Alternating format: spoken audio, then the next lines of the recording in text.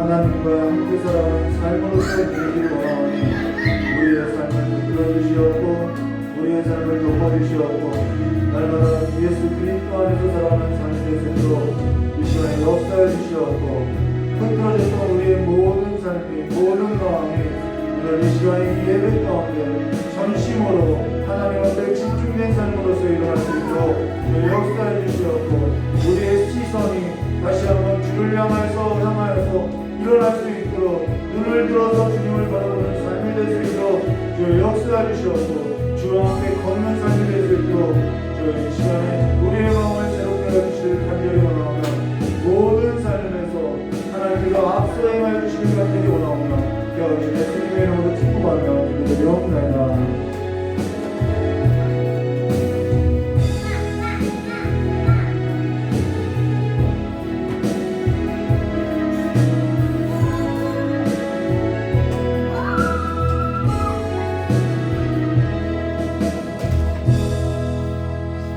찬송한 장 부르겠습니다.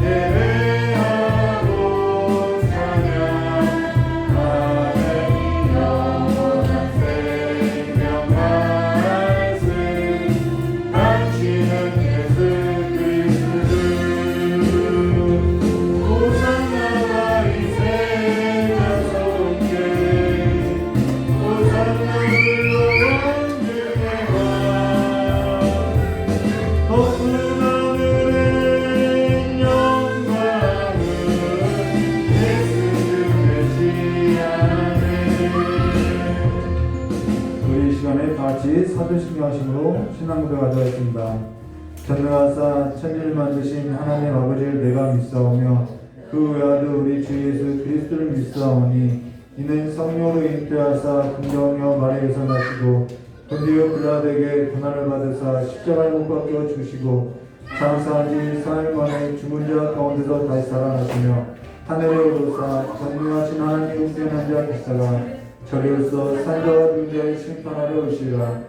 성령을 믿사오며 거룩한 공효와 성도와 세를 통한 것과 죄를 사하여 주신 것과 공의자의 사는 것과 영원히 사는 것을 믿사옵나이다. 아멘. 우리 찬송 한 장 부르시네 이경기 목사님 예배 위에 대표 기도해 주시겠습니다.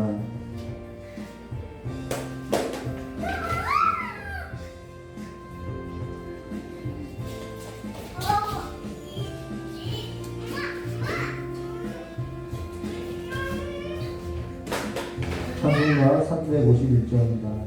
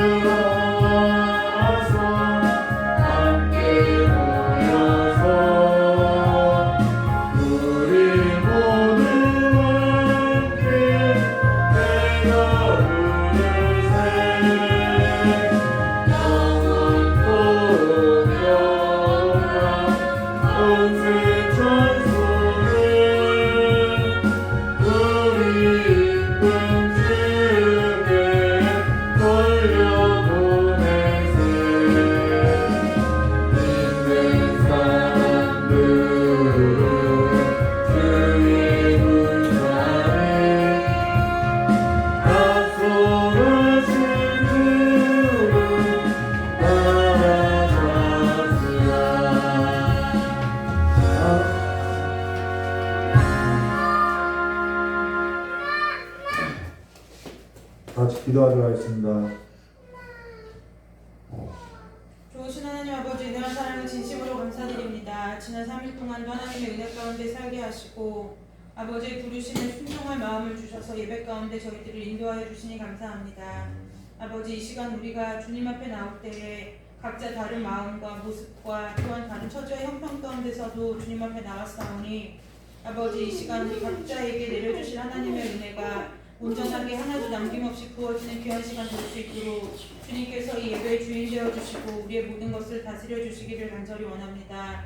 아버지 우리를 주님께서 또한 말씀을 들을 수 있도록 말씀 앞에 세우셨사오니 아버지 그 말씀을 듣는 자나 전하는 자나 함께 하나님의 말씀 앞에 서서 거룩함과 경외함으로 하나님의 말씀을 받을 수 있도록 은혜 주시고 또한 그 말씀이 우리를 깨닫게 하시고 가르치실 때에 그 말씀을 마음으로부터 심령 깊은 곳으로부터 아멘으로 순종하며 받아들일 수 있도록 우리의 심령을 이 시간에 부드럽게 하여 주시기를 간절히 원합니다. 하나님 아버지 이 시간 함께 이 자리에 나오지 못하고 멀리 떨어져 영상으로 예배하는 우리 식구들이 있사오니 아버지 주님 그들을 기억하여 주시고 이 영상을 틀고 그들이 영상으로 예배하는 그 처소가 하나님의 교회가 되게 하시고 하나님께서 동일한 은혜를 내려주셔서 아버지 우리가 어디에 있든지 하나님을 세우시고 하나님이 있게 하신 그 자리에서 하나님을 예배하며 하나님을 따르며 하나님을 경외하는 거룩하고 구별된 삶을 살아갈 수 있도록 주께서 힘과 은혜를 주시기를 간절히 원하오며 거룩하고 존귀하신 예수 그리스도의 이름으로 감사하며 기도드리옵나이다. 아멘. 우리 사사기서 20장 17절에서부터 48절의 말씀을 보는데요. 17절과 18절만 우리 함께 합주가 되어 있습니다. 사사기서 20장 17절과 18절 함께 합주가 되어 있습니다.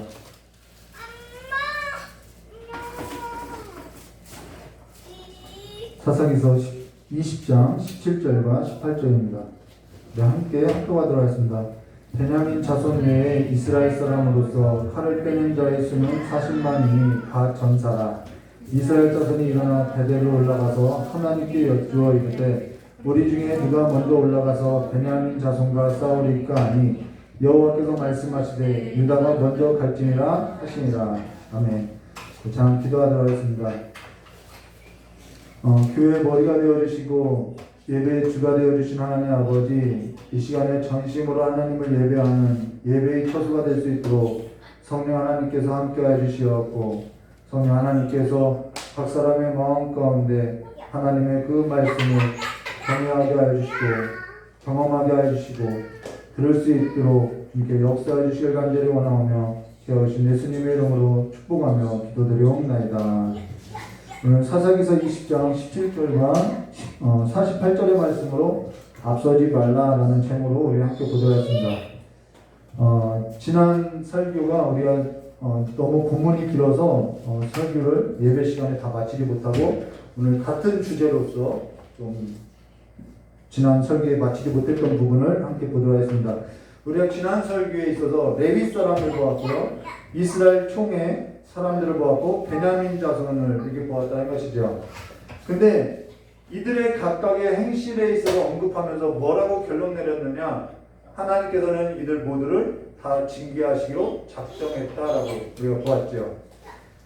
그러고 나서 성경 전체를 볼 때 우리가 한 가지 기억해야 할 것은 하나님은 징계 그 자체의 목적을 두고 행하시는 것이 아니라 그 징계를 통해서 어그러진 삶을 돌이키는 데 목적이 있다는 것입니다.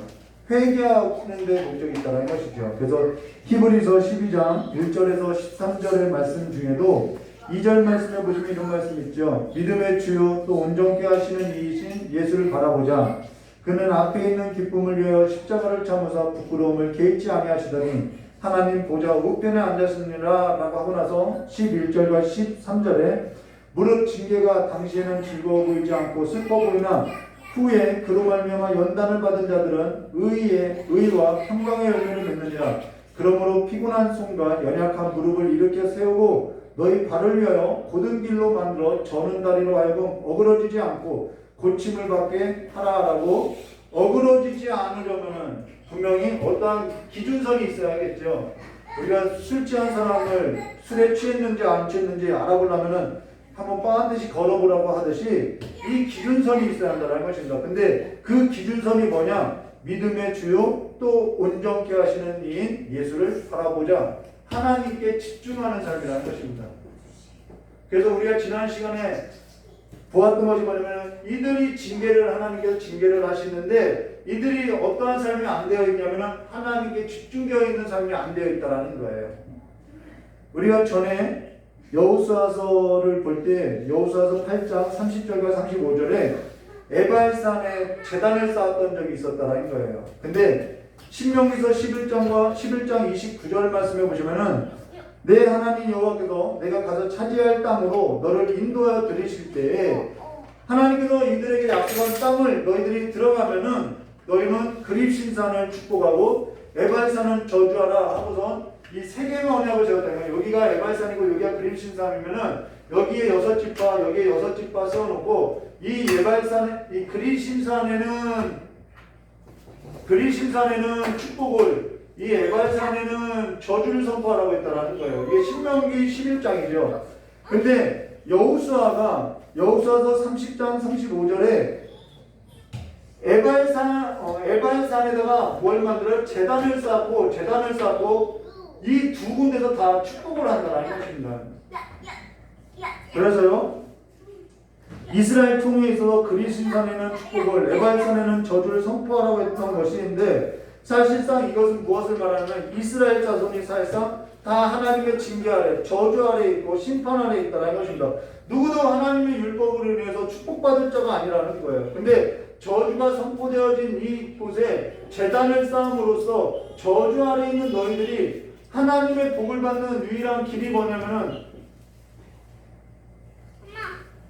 하나님의 제단으로 말미암아, 이 제단으로 말미암아, 희생 제사로 말미암아 저주가 축복으로 바뀌었다는 것을 보여주고 있다는 것이죠. 그러면은 우리가 한 가지 기억해야 할 것이 뭐냐면요, 복이 뭐냐는 거예요. 성경에서 말하는 복이 뭐냐는 거죠. 시편 에발산에서 저주가 선포됐는데, 이 에발산에 제단을 놓고 그 제단으로 인해서 이들이 복이 선포됐는데, 그러면은 복이 뭐냐는 거예요. 저주받지 않았으니까 그것이 복이냐? 시편 119편 67절에 이런 말 있죠. 고난당하기 전에는 내가 그릇 행하였더니 이제는 주의 말씀을 지키니이다.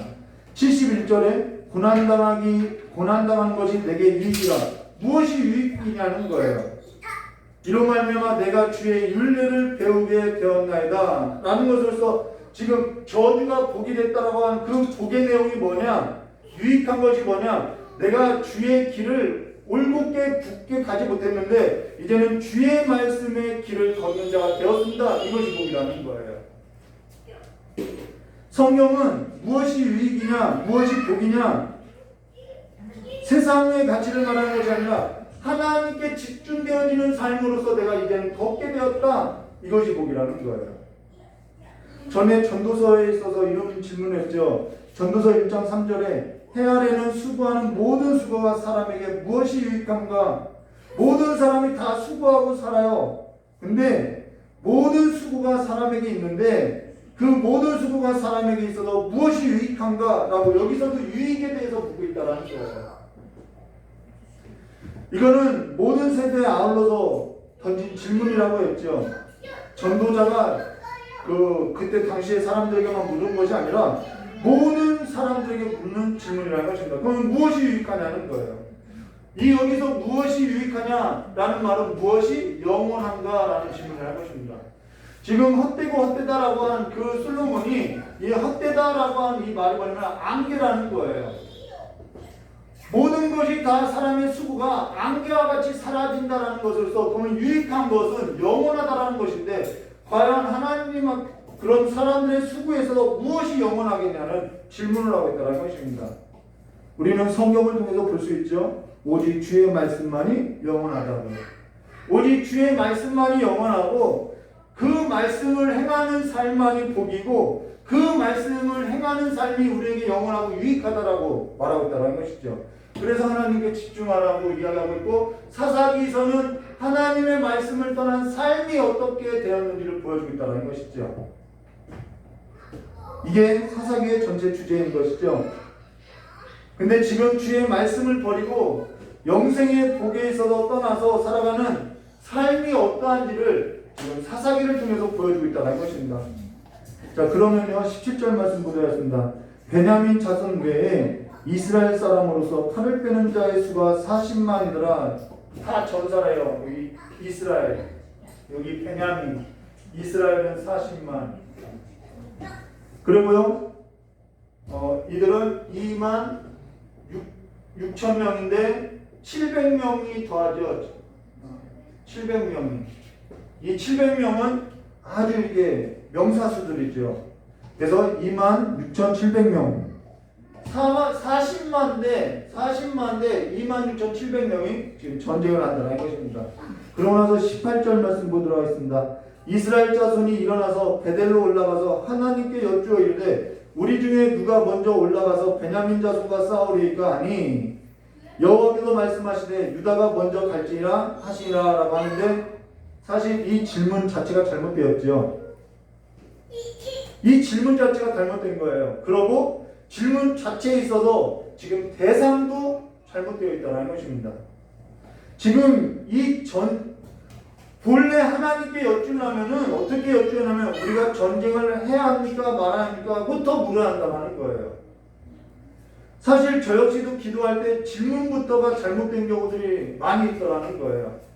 근데 그 질문이 잘못된 경우를 보면 그 뿌리를 보면요, 사실 무엇이 문제가 냐면요, 내가 아직 삶의 주인이 내가 주인이 있더라는 거예요. 내가 주인이 되어 있다는 것이죠. 아직 삶의 주체가 내가라는 거예요. 내가 종이 아니라 주인이 되어서 주인을 행세를 하고 있고, 내가 사건에 있어서 뭐가 되어 있냐면 주체가 되어 있다는 거예요. 그렇기 때문에 질문 자체가 잘못되어 있다는 것이죠.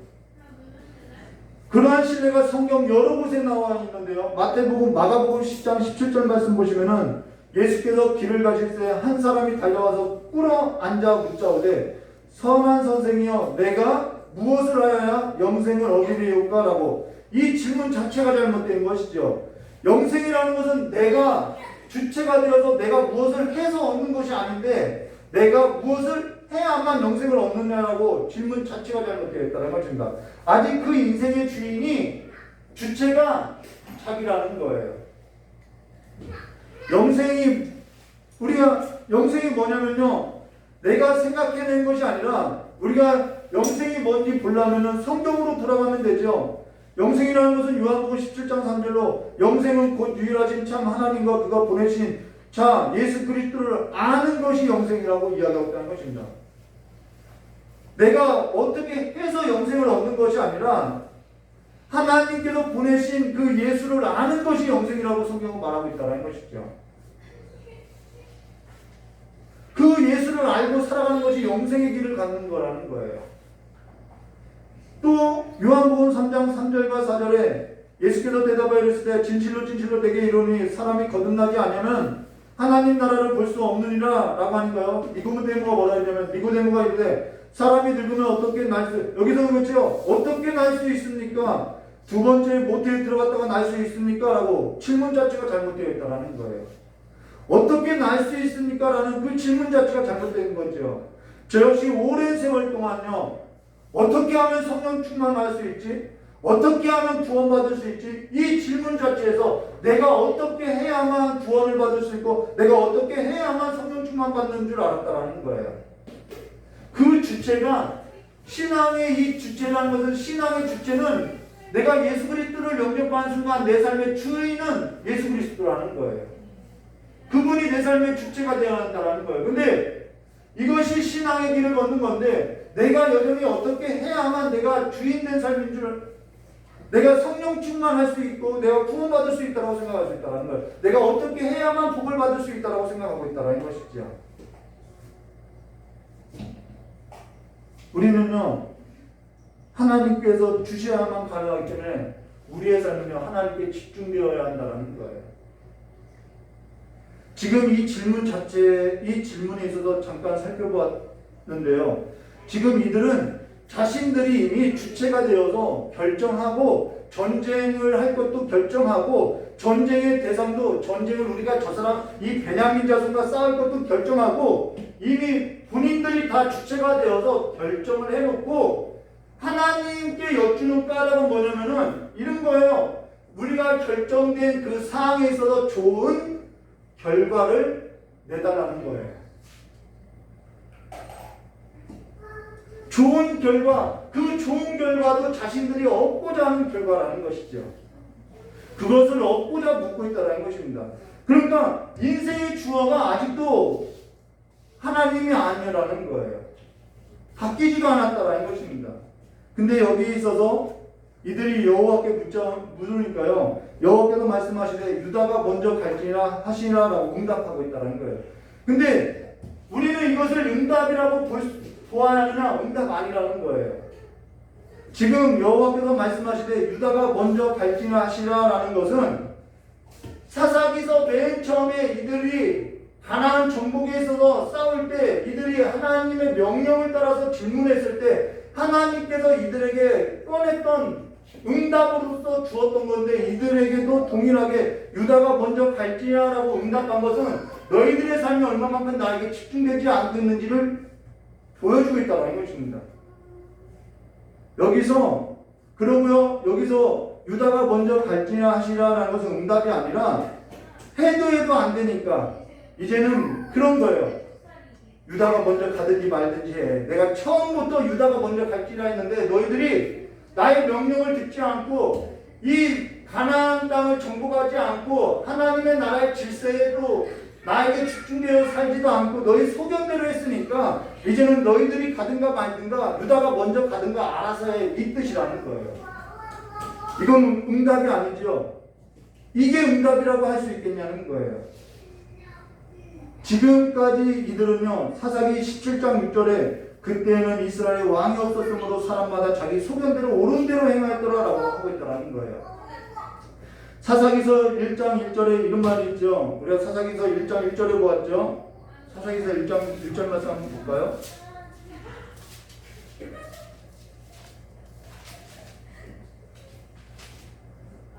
우리 예은 선생님이 한번 읽어드릴까요? 사사기서 1장 1절 말씀. 네, 사사기서 1장 1절이요. 여호수아가 죽은 후에 이스라엘 자손이 여호와께 여쭈어 이르되 우리 가운데 누가 먼저 올라가서 가나안 족속과 싸우리. 네, 이 말이에요. 2절이요. 여호와께서 이르시되 유다가 먼저 갈지니라 보라 내가 이 땅을 그의 손에 넘겨주었느냐 하시니라. 이미 하나님께서는 이렇게 명령하셨고 유다가 먼저 올라가라고 했어요. 근데 이들이 지금 사사기서 17장 6절에 그때는 이스라엘의 왕이 없으므로 사람마다 자기 소견대로 옳은 대로 행하였더라. 이들이 지금 이 사사기에서 와서 하나님 우리가 베냐민 자손과 싸우는데 누가 먼저 올라갈까요? 그러고 물어보니까 이들이 계속해서 해도 안 되니까 유다가 먼저 올라가든지 말든지 이 뜻으로서 이야기했다라는 거예요. 우리 중에 누가 먼저 올라가서 베냐민 그리고요 사사기 1장 1절에 여호수아가 죽은 후에 이스라엘 자손이 여호와께 여쭈어 이르되 우리 가운데 누가 먼저 올라가서 가나안 족속과 싸우리오까 라고 했는데 지금은 이들이 우리 중에 누가 먼저 올라가서 누구랑 싸워요? 베냐민 자손과 싸우리까 라고 하다가 이제는 누구 싸울 대상조차도 분간하지 못하고 지금 이러고 있다라는 거예요. 그러니까 하나님께서 내가 말했잖아. 니네 올라가든지 말든지 그냥 유다가 가. 이렇게 답변한 거라는 거예요. 우리가 성경을 읽을 때요, 그 하나님의 얼굴을 좀 하나님의 그 느낌적인 느낌을 좀 보아야 하는 것이죠. 자, 그러고 나서요, 그 결과가 어떻게 됐느냐? 하나님의 응답이라면 이런 결과가 나오지 않겠죠? 19절과 23절로 볼 것도 없죠. 뻔하죠. 하나님께서 함께하지 않는데요. 이스라엘 자손이 아침에 일어나 기브아를 대하여 진을 치니라.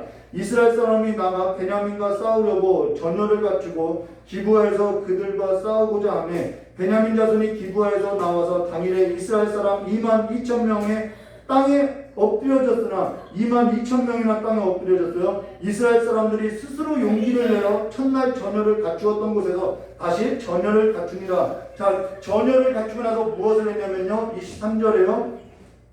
이스라엘 자손이 올라가 여호와 앞에 저물도록 울며 여호와께 여쭈어 이르되 내가 다시 나가서 내 형제 베냐민과 싸우리까 하니 여호와께서 말씀하시되 올라가서 치라 하시라라고 또 얘기해 주더라는 거예요. 자, 여기서 여호와 앞에서 저물도록 울었다라는 거예요. 자, 울 수 있어요. 우는 것이 나쁜 것은 아니죠. 근데 그들이 어째서 울었냐는 거예요. 자기 뜻대로 되지 않고 자기들이 결정된 사항에 있어서 좋은 결과가 얻지 못하고 자기 신세를 한탄해서 지금 울고 있는 것이지 하나님께로 돌아오고 하나님께 집중된 삶으로서 회개한 것이 아니라는 거예요. 우리가 그럴 수 있어요. 내가 결정해놓고 내가 결정된 상황에서 좋은 결과를 놓고 이야기했는데 그것이 안 됐어요. 그래서 내 신세를 한탄하듯이 울 수 있어요. 지금 이들의 모습이 우리하고 별반 다르지 않다는 거예요. 지난 설교를 마치고 나서 저의 설교를 가만히 듣던 중에 저도 이제 설교를 하면은 저의 설교가 어떠한지 이제 한 번씩 더 들어요. 근데 듣던 중에 야 이게 내 모습이구나라고 생각되어져서 그 자리에서 엎드려서 또 하나님 앞에 기도했다라는 것입니다. 근데 지금 이들이 점을 들어 울고 나서 달라진 것이 하나가 있어요. 점을 들고 울고 나서 달라진 것이 뭐냐면은 내가 다시 나가서 내 형제 베냐민 자손과 싸우리까라고 지금 이 베냐민에게 앞에서 내 형제라는 단어가 붙었다라는 것입니다. 내 형제하고 싸우리까라고 지금 내 형제 베냐민 자손이라고 말하고 있다는 것이죠. 근데 아직도 정작 그들이 내 형제라는 사실은 아는데 아직도 그들은 내 형제가 싸울 대상으로 알고 있다는 거예요. 마귀와 싸우고 더러운 귀신들과 싸우고 악하고 더러운 세상하고 싸우고 죄와 사망과 저주하고 싸워야 할 대상이 가나안의 그 악한 문화에 대해서 싸워야 할 그들이 하나님의 말씀을 버리고 하나님의 명령을 떠나고 하나님께 집중되지 않고 자기 소견대로 행하는 그 삶을 살다 보니까 이제는 싸워야 할 대상조차도 잃어버렸다는 거예요. 그러나 이들이 내가 다시 나가서 내 형제 베냐민 자손과 싸우리까 라고 한 것은 사실 자기 신세로 인해서 자기 불만을 표현한 거라는 거예요. 내가 이래도 내 형제하고 싸워야 하니까 라고 자기 신세를 한탄하는 내용이라는 것이죠. 지금 이들이요 이스라엘 자손이 끝까지 붙들고 있는 것이 뭐냐면은 자기들이 결정한 그 사항에 있어서 자기들이 결정한 행동에 있어서 놓지 못하고 붙들고 있더라는 거예요. 그러고 나서 자기들이 결정한 그 행동에 있어서 좋은 결과를 만들어낼 것을 요구하고 묻고 있다는 것이죠. 아직도 삶의 모습이 자기의 인생이 그 주체가 자기가 결정되고 자기가 좋은 결과를 얻어내고자 하고 그것이 안 돼서 자기 신세를 한탄하다가 내가 이러고도 다시 나가서 싸워야 합니까? 라고 자기 불만으로서 이야기하고 있다는 것이죠. 그랬더니요 또 여호와께서 이렇게 말씀하죠. 또 여호와께서 말씀하시되 올라가서 치라 하시니라. 자 여기서 올라가서 치라고 또 이야기하는데요. 이건 응답이 아니에요. 이 말은요 너희들이 결정한 대로 하라니까 이 말이라는 거예요. 아니 너희들이 다 결정해놓고 왜 나한테 와서 그래? 너희들이 결정한 거 그냥 너희들이 알아서 해. 너희들이 올라가서 친다고 했으니까 싸워 이 말이라는 거예요. 저희 딸이 저도 마찬가지고요. 저희 딸도 마찬가지인데 저희 딸이 뭔가를 말할 때 자기 안에 생각하고 자기가 계획하고 자기가 결정하고 나서 물어볼 때가 많아요. 저도 마찬가지고요. 그러면은 뭐라고 하냐면 너 알아서 해 라고 이야기하지요. 근데 그렇게 말하는 까닭이 어디냐면요 말해도 안 들을 걸 아니까요. 걔가 듣는다고 해도 기분 나빠할 걸 아니까 그냥 너 알아서 해 라고 말을 한다는 것이죠. 하나님도 똑같아요. 우리하고 그분도 인격적이라서요 강제하지 않아요. 하나님은 우리 속을 너무나도 잘 아셔요. 어떤 의도로서 행동하는지 다 안다라는 것이죠. 근데 그렇게 말을 할 때 어떤 의도가 있냐 하면요 하나님의 의도가 뭐냐면은 부모의 의도가 뭐냐면 저희 딸이 그렇게 말할 때 너 알아서 해 라고 하면은 그 속뜻은 뭐냐면요 쟤는 겪어보지 않으면 안 되니까 그렇게 하라고 하는 것이죠. 어쩔 수 없이 너가 알아서 해 라고 하는 거라는 거예요. 이스라엘도 너희들 겪어보지 않으면은 안 되니까 그냥 하라고 하는 거라는 거예요. 그냥 허락이 아니라 허용한 거라는 것이죠. 근데 그러면은 또 어리석한 우리가 어떻게 하냐면 그걸 허락으로 받아들이고 그걸 해요. 그리고 나서 그 결과가 안 나오면 또 뭐라고 하냐면은 아니 왜 하라고 해서 안 되냐고 이야기하고 있다는 것이죠. 아빠가 시켜서 했는데 왜 안 되냐고. 아빠가 해도 된다고 했는데 왜 이러냐고. 우리의 기도가 꼭 이렇다라는 것이죠. 그러면서요 24절과 25절 말씀 볼까요? 그 이튿날에 이스라엘 자손이 베냐민 자손을 치러 나아가매 베냐민도 그 이튿날에 기브아에 그들을 치러 나와서 다시 이스라엘 자손 18,000명을 땅에 엎드려뜨렸으니 다 칼을 빼는 자였더라라는 것으로서 지금 하나님이 하라고 해서 했는데 이들이 결정한 대로 이들이 얻고자 했던 그 결과대로 얻지 못하고 있다라는 거예요. 이번에는 18,000명이나 죽었어요. 이 정도 됐으면은 하나님이 왜 그러시는지 물어볼 법한데 묻지도 않다라는 거예요. 이게 누구냐? 우리의 신앙의 모습이라는 것입니다. 아직도 뒤집혀지지가 않았어요. 인생의 주체가, 인생의 주인이 하나님께 집중된 삶으로 아직 뒤집혀지지가 않았다라는 거예요. 아직 내 삶의 결정권과 내 삶의 어떠한 결과물이 아직 내 손에 있음을 말해줬다는 것이죠. 내가 주체가 되어 있고 내가 주인 되어 있고 내가 하고자 하는 것은 해야 하고 아직 바뀌지 않았다는 것입니다. 그러고 나서요 21절과 28절 말씀 볼까요?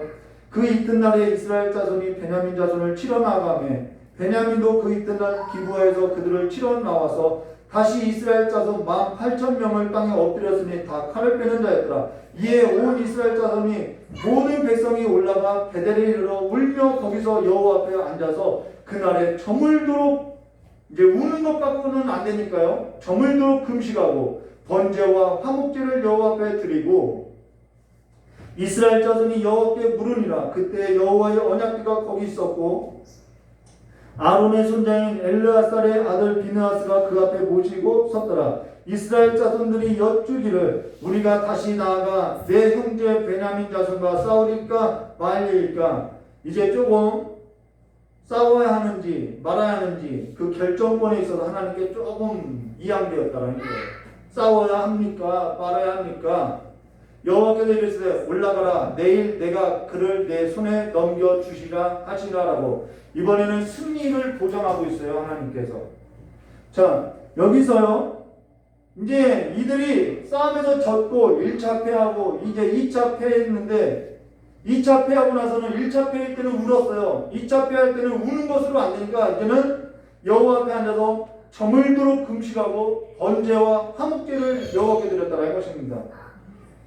이제는 이들이요 이 행동이 뭐냐면은 이제는 여러분 전쟁에서 우리가 한번 패해보면요 사람이 반쯤 넋이 나가지요. 이 상황이라는 거예요. 이들이 반쯤 이제는 거의 정신이 나가서 이제 혼미한 상태에서 우는 것도 안 되니까 이제는 금식을 하고 번제와 화목제를 드리는 것으로서 이거는 회개하고 예배한 것이 아니라 우는 것으로도 안 되니까 금식이라도 하고 예배라도 하고 예물을 가져다가 바치기도 해야 한다라고 이렇게 했다라는 거예요.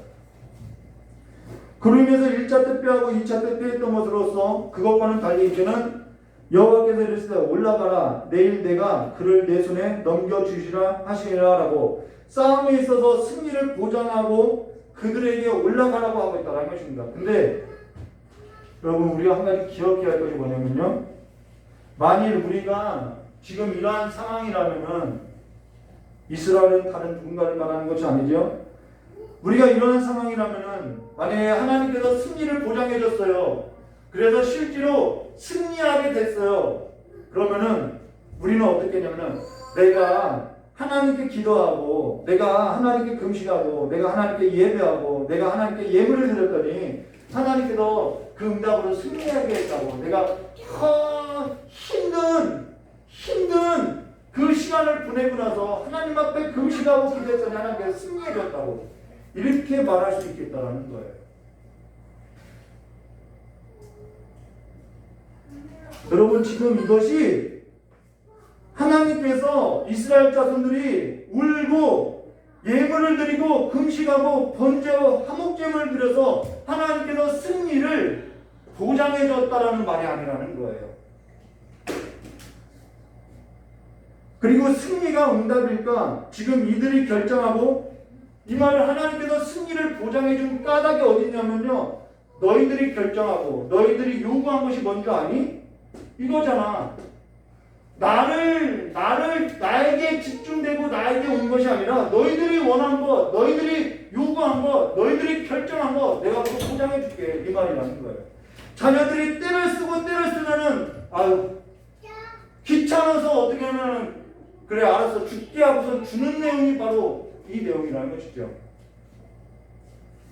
너희가 요구한 것, 너희가 결정한 것, 여기 있으니까 여기 죽게 하고선 이 승리를 줬어요. 근데 이들이 요구한 대로, 이들이 결정한 대로 승리가 이들에게 왔는데 그 결과가 어땠냐면은 이들이 또 울며 하나님 앞에 왜 우리가 이렇게 승리를 해가지고 왜 이스라엘의 한 지파를 왜 다 멸하게 됐냐고 하나님께 따져묻더라는 거예요. 이거는 하나님께서 보장해 주신 승리가 아니라는 거예요. 이거는 하나님께서 승리를 보장해 준 까닭은 어디냐면 너희들의 요구사항이 뭔 줄 알아? 이것을 드러낸 사건이라는 것입니다. 그래서 29절과 35절에 이렇게 말씀하고 있죠. 이스라엘이 기브와 주위의 군사를 매복하니라.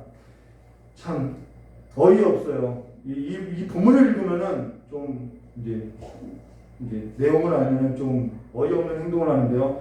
이스라엘 자손이 셋째 날에 베냐민 자손을 치러 올라가서 전과 같이 기브아에 맞서 전열을 갖추매 베냐민 자손이 나와 백성을 맞더니 꾀임에 빠져 성읍을 떠나니라. 그들이 큰 길 곧 한쪽 베델로 올라가는 길에서 한쪽은 기브아 들로 가는 길에서 백성을 쳐서 전과 같이 이스라엘 사람 30명가량을 죽이기 시작하며 베냐민 자손이 스스로 이르기를 이들이 처음과 같이 우리 앞에서 패한다 하나 이스라엘 자손은 이르기를 우리가 도망하여 그들을 성읍에서 큰 길로 깨어내자 하고 이스라엘 사람이 모두 그들의 처소에서 일어나서 바알 다말에서 전열을 갖추었고 이스라엘의 복병은 그 장소 곧 기브아 초장에서 쏟아져 나왔더라. 온 이스라엘 사람 중에서 택한 사람 10,000명이 기브아에 이르러 침에 싸움이 치열하나 베냐민 사람은 화가 자기에게 미친 줄을 알지 못하였더라. 여호와께서 이스라엘 앞에서 베냐민을 치심에 당일에 이스라엘 자손이 베냐민 사람 25,000명을 죽였으니 다 칼을 빼는 자였더라라고. 지금 이 누구죠? 이 베냐민 자손을 결국 이제는 전쟁에서 이기게 됐다라는 거예요. 지금 이스라엘 자손이요 기브아 주위의 군사를 매복했다가 베냐민 자손을 꿰어서 지금 그들을 성읍에서 빼내서 그들을 다 쳐서 진멸했다라는 거예요. 근데 우리가 이 전투 방식이 어디서 보았냐면요. 여호수아서 8장 1절과 29절에 아이성 전투했던 그 아이성 전투 방식이라는 거예요. 근데 지금 이 방식을 누구에게 쓰고 있냐면요. 베냐민 자손에게 쓰고 있다라는 거예요. 근데 중요한 것은 여호수아서 8장 21절 29절에서는 하나님의 명령을 따랐고 하나님의 명령에 순종하였고 하나님의 방법대로 행한 것이 아이성 전투인데 지금 이들은 승리만 하나님 앞에서 그래 내가 승리를 보장해 줄게 라고 했더니 지금 자기네들이 결정한 사항 자기들이 얻고자 했던 그 승리가 보장되니까 그 방법에 있어서 하나님을 구하지도 않고 하나님의 명령을 따르지도 않고 그냥 자신들이 기브아에 들어가서 매복하고 그들을 쳤다라는 거예요. 다르지요. 근데 하나님께서 이들에게 싸움에서 승리를 보장해 준 까닭이 뭐냐? 35절에 나와 있죠. 여호와께서 이스라엘 앞에 베냐민을 치심에 이스라엘이 잘해서 승리를 보장해 준 것이 아니라 이 이스라엘을 통하여서 누구를 징계하기 위함이냐면 베냐민 자손을 징계하기 위함이라는 거예요. 베냐민 지파의 그 악한 행실에 있어서 징계하고자 이번에는 그냥 이스라엘 자손을 도구로서 징계의 도구로서 썼다라는 것입니다. 우리가 하나님의 징계의 도구로서 쓰여지면 안 되겠죠. 여호와께서 이스라엘 앞에서 베냐민을 치심에 당일에 이스라엘 자손이 베냐민 사람 25,000명을 죽였으니 다 칼을 빼는 자였더라라고. 하나님은 이스라엘에게 승리를 보장해 줄 까닭은 징계의 도구로서 사용했다는 것입니다. 그리하여서 36절과 46절에 이렇게 말씀하고 있죠. 이에 베냐민 자손이 자기가 패한 것을 깨달았으니 이는 이스라엘 사람이 기브아에 매복한 군사를 믿고 잠깐 베냐민 사람 앞에 피함에 복병이 급히 나와 기브아로 돌격하고 나아가 칼날로 온 성읍을 쳤음이더라. 처음에 이스라엘 사람과 복병 사이에 약속하기를 성읍에서 큰 연기가 치솟는 것으로 분우를 삼자 이스라엘 사람이 싸우다가 물러가고 베냐민 사람은 이스라엘 사람 30명가량을 쳐 죽이기 시작하며 이르기를 이들이 틀림없이 처음 싸움과 같이 우리에게 패한다 하다가 연기 구름이 기둥같이 성읍 가운데 치솟는 때에 베냐민 사람이 뒤를 돌아보매 온 성읍이 연기가 하늘에 닿았고 이스라엘 사람들은 돌아서는지라. 베냐민 사람들이 화가 자기들에게 미친 것을 보고 심히 놀라 이스라엘 사람 앞에서 몸을 돌려 광야길로 향하였으나 군사가 급히 추격하여 각 성읍에서 나온 자를 그 가운데서 진멸하니라. 그들이 베냐민 사람을 에워싸고 기브아 앞 동쪽까지 추격하며 그 쉬는 곳에서 짓밟음에 베냐민 중에서 엎드려진 자가 18,000명이니 다 용사더라. 그들이 몸을 돌려 광야로 도망하였으나 림몬바에 이르러 큰 길에서 이스라엘이 또 5,000명을 이삭죽뚝하고 급히 뒤따라가매 기돔에 이르러 또 2,000명을 죽였으니 이날에 베냐민 사람으로서 칼을 빼는 자가 엎드려진 것이 모두 25,000명이니 다 용사였더라라고. 여기 이삭죽뚝했다라는 것은 정말 잔인하게 정말 인정사정 없이 죽였다라는 거예요. 그냥 이삭 죽듯이 죽였다라는 거예요. 근데 웃기죠? 이스라엘 백성이 하나님께 3번 여쭈었는데 이들이 처음에 전쟁에서 패할 때는 뭐라고 하나님 앞에 여쭈었냐면요. 우리가 내 형제 베냐민과 싸워야 합니까? 라고. 그러고 나서 또 조금 전만 해도 우리가 다시 나가 내 형제 베냐민 자손과 싸우리까 말리까 라고 했던 이들이 하나님께서 승리만 보장해줬더니 내 형제라고 했던 그 베냐민 자손을 이삭 죽듯이 죽여버리더라는 거예요. 그리고 600명만 남게 됐다는 것이죠. 47절 48절 말씀 볼까요?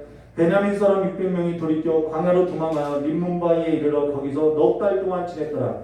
이스라엘 사람이 베냐민 자손으로 돌아와서 온 성읍과 가축과 만나는 자를 다 칼날로 치고 닥치는 성읍을 모두 다 불살랐더라 라고 이야기하고 있다는 것이죠.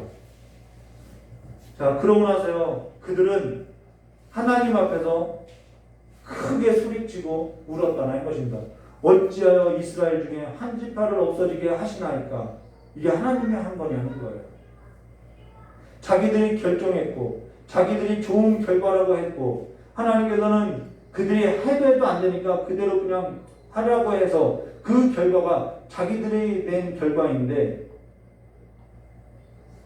이제는 어찌해서 이스라엘 지파 중에 한 지파를 없어지게 하시나이까? 라고 이야기하고 있다는 것입니다.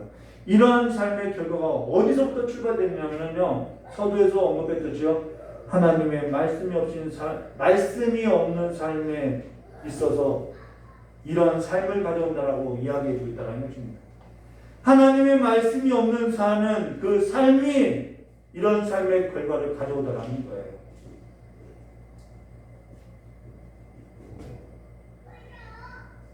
시편 119편 105절 주의 말씀은 내 발의 등이요 내 길의 빛입니다. 내 발의 등이라는 것은요, 지금 내가 걷는 길을 비춰주는 것이고 내 길의 빛입니다라는 것은 내가 가야 할 그 인생의 끝에 있어서 비추는 비침을 가려준다는 거예요. 오늘 이스라엘이 하나님께 묻고 베냐민과 싸우고 2번의 실패와 한 번의 성공, 그리고 베냐민 자손이 이스라엘과 싸우면서 2번의 성공과 한 번의 실패, 이것이 중요한 것이 아니라 지금 하나님이 이 일로 하여금 이들 모두를 징계하고 있는데 이들이 깨닫고 하나님께 앞에 돌이켰냐는 거예요. 하나님 앞에 집중되고 있냐는 것이죠. 실패냐 성공이냐가 아니라 우리의 실패와 성공이라는 것은 내가 하나님 앞에 얼마나큼 밀착되어서 영생의 복을 누리면서 그 영생의 길을 거면서 하나님께 전심으로 집중되어서 하나님 앞에 매달려서 주의 말씀이 내 발의 등이요 내 길의 빛이니라라고 하는 그 주의 말씀대로 살아가는 삶으로서 기준점을 세우고 있느냐, 그게 성공이라는 거예요. 내 삶에 내 영혼의 양식이 되고 있느냐, 내가 영생의 복을 걷고 있고 어그러진 발로서 걷지 않고 내가 이제는 그 하나님의 징계로 말미암아 주의 말씀을 사모하고 그 길을 걷는 자가 되었느냐, 오직 복 있는 자로서 주야로 하나님의 말씀을 묵상하며 죄인의 길에 서지 않고 오만한 자리에 서지 않고 하나님의 그 시냇가에 심겨진 나무와 같이 살고 있느냐 이 말을 하고 있다는 것입니다. 시편 119편 56절로 내 소유는 이것이니 곧 주의 법도를 지키는 것입니다. 이게 우리의 소유라는 거예요. 시편 119편 9절로 청년이 무엇으로 그 행실을 깨끗하게 하리까 주의 말씀만 지킬 따름이니라 라고 유익한 길이 뭐냐면 주의 말씀을 지키는 삶이라는 거예요.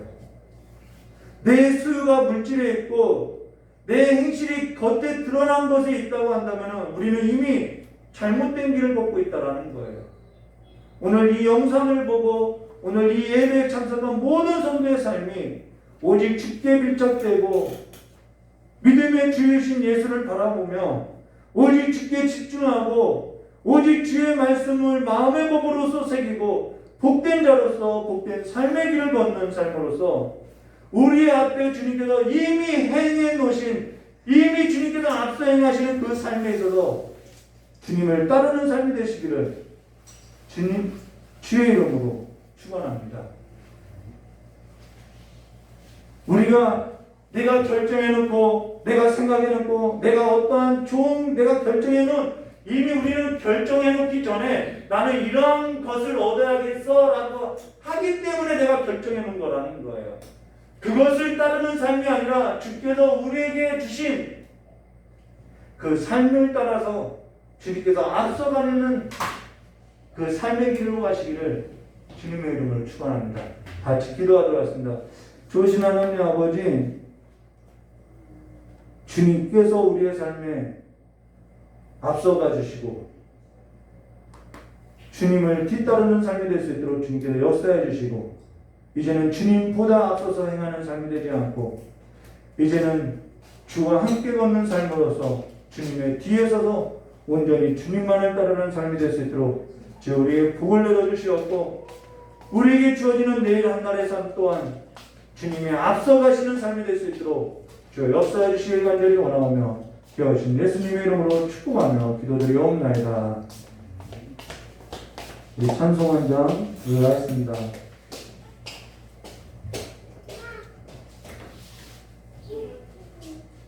우리 앞서서 불렀던 찬송가 부르고 깨달은 말씀 붙들고 기도하도록 하겠습니다.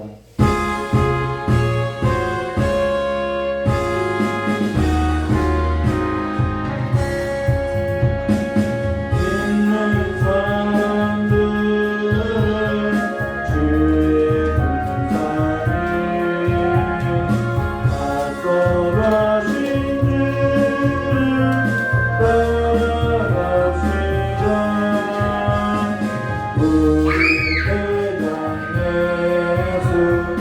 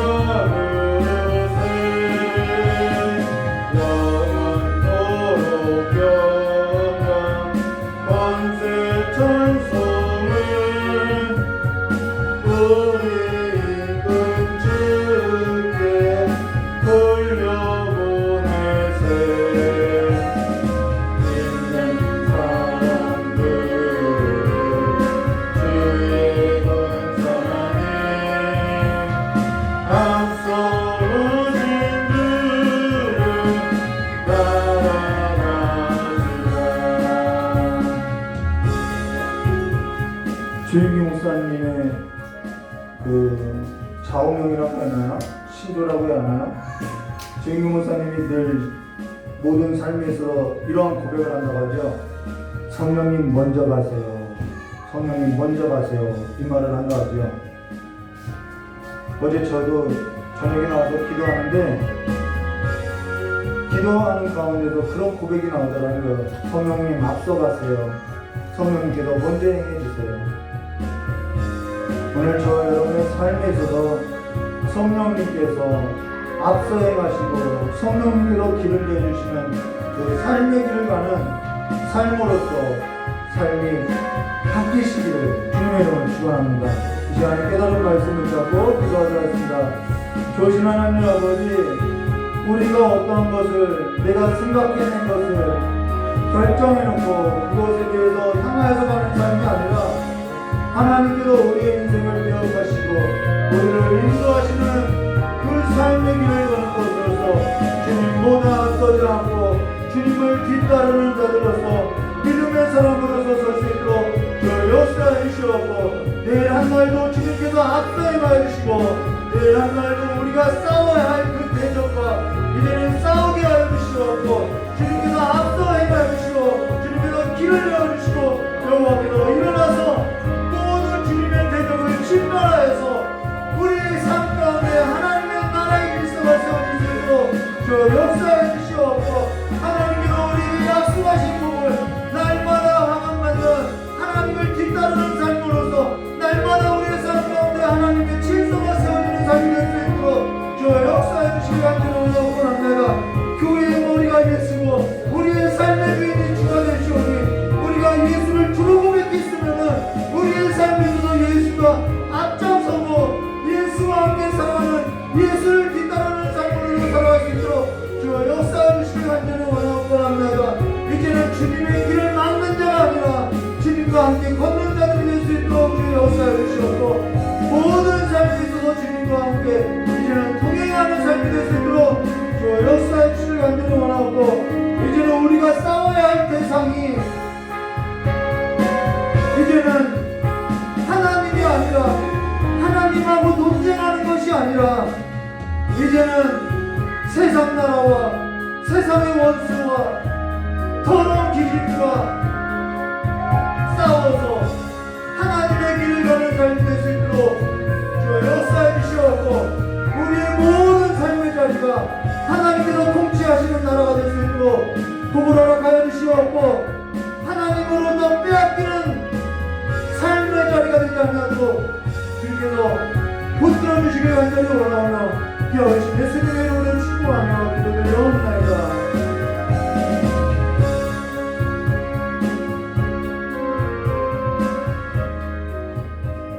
조신하는 아버지,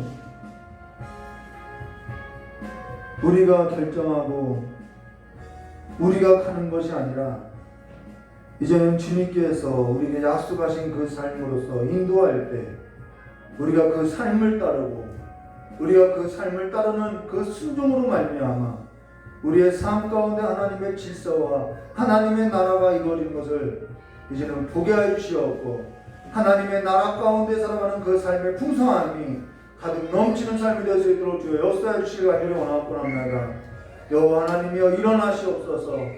또 우리가 한 날을 살아가야 하고 또 우리의 삶의 자리가 있고 일터의 자리가 있사오니 여호와 하나님께서 일어나셔서 대적을 멸하여 주시옵고 세상의 모든 풍랑을 잠잠케 하여 주시옵고 하나님의 나라의 질서와 하나님의 나라의 통치로서 새롭게 하여 주시고 우리의 마음이 하나님과 함께 살아가는 삶의 마음으로서 부드러운 심령이 되어서 주님과 함께 따르고 주님과 동행하는 삶이 될 수 있도록 그래서 모든 삶에 있어서 주님과 함께 평강을 누리는 삶이 될 수 있도록 주 역사해 주시옵고 주님과 살아가는 것이 우리의 삶의 가장 큰 복으로서 복을 얻는 자들이 될 수 있도록 주 역사해 주시고 날마다 주님의 그 생명수가에 심겨진 나무와 같이 잎이 나고 열매 맺는 귀한 삶이 될 수 있고 풍성한 삶이 될 수 있도록 복을 허락하여 주실 간절히 원하오며 기어오신 예수님의 이름으로 축복하며 기도드리옵나이다.